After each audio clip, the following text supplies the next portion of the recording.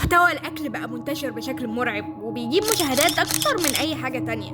في الفيديو ده هنعمل ريفيو لريفيوهات الأكل عشان نوصل في آخر الفيديو هل محتوى الأكل غير أخلاقي بالمرة ولا في فايدة وبيفيد ناس كتير أصلا. الأول لازم نفهم ليه أصلا الناس بتتابع المحتوى ده، فهنشوف تعليقات الناس على الفيديوز. ملحوظة ريفرنس للفيديو ده كلها من فيديوهات دكتور أسنان ومهندس، فدول تقريبا انضف ناس في هذا المجال، لان في عشوائيات وعبثيات في قعر المحتوى ده مش هنديلها اهتمام. حلقة تجوع الحقيقة من جمالها. انا بس عندي سؤال هو امتى في هذا الكون انك تجوع ده شعور ايجابي؟ الفيديو جامد قوي وكنا مفتقدين النوع ده من المطاعم بجد. لو حد عايز يروق على نفسه هيعرف يروح فين عاش وكمل في النوع ده. بجد انا بقيت مقسم المطاعم على حسب بيجيبوا مين يعمل اعلان، ولما تجيب مهندس يبقى المطعم كله بيقدم جودة عالية. يعني ليه واخيرا تجارب جديدة. هي ليه محسساني ان هي اللي هتجرب التجارب دي؟ هو احنا ليه بعاد قوي كده؟ رجاء نحط الاسعار بالدولار حتى نقارن. اني احمد من العراق واحب مصر وشعب مصر واكل مصر واحب المقدم لانه دمه خفيف. مصر الحب وام الدنيا.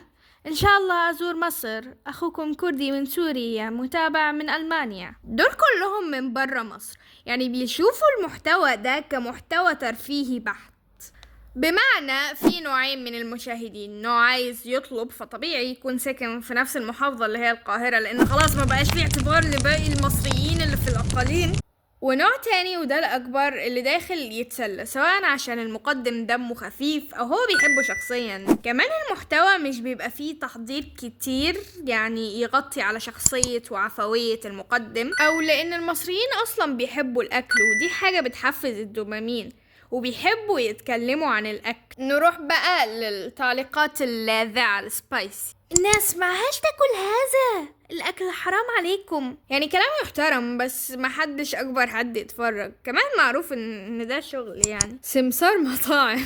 انت راجل تافه جدا سايب كل المصائب اللي بتحصل في مصر من كوارث وجاي انت تقول تقييم للأكلات والأطعمة. dislike unlike عساس صح منهم بقى.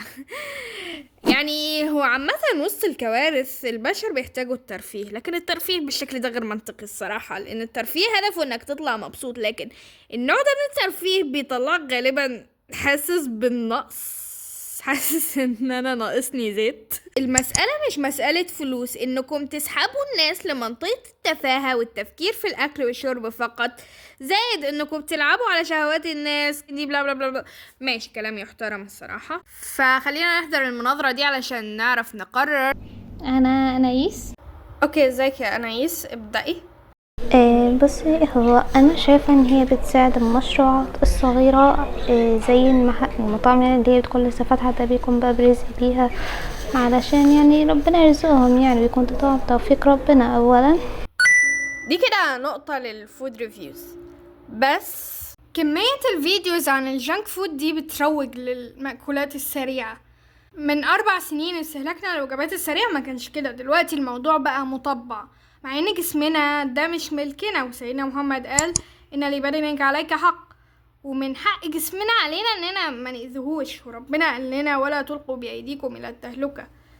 اما دول فكل محتواهم هو الاكل الضار بيفضلوا يروجوا ليه، فدي نقطة ضدهم. تاني حاجة بقى انا شايفاها بيساعد في المقارنة ما بين الاماكن للناس اللي هي بتحب تروح مطاعم كتير او هكذا، فدوت هيكون دليل مساعد ليهم علشان يروحوا انهي احسن مطعم بدل ما يروحوا مطعم ويدفعوا فيه فلوس ما يكونش يستحق. اوكي دي كده نقطة. اللي بيتفرج على الفيديو هيجوع وهيشتهي اكل غير صحي، ودي حاجة سلبية، غير ان المحتوى نفسه مليان تبذير.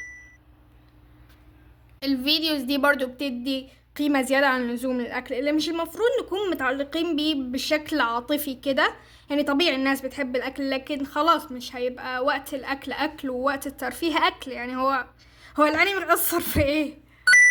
برضو فكرة إن المطعم عشان يعلن عن نفسه محتاج فود بلوجر دي مستفزة، لأن مش بس بياخدوا أرقام فلكية، كمان إيه الفكرة من الفود ريفيو لما يكون هو إعلان أصلا، ففي الآخر لازم يشجع الناس تاكل هناك. الخلاصة المحتوى مش سيء، لكن مش المفروض يكون للترفيه، والمسؤولية بتقع على الصانع والمشاهد. صانع المحتوى المفروض يخلي نيته انه يفيد الناس فعلا، زي دكتور أسنان اللي عمالة اتربص له الاخطاء بس هو مغلطش الصراحة.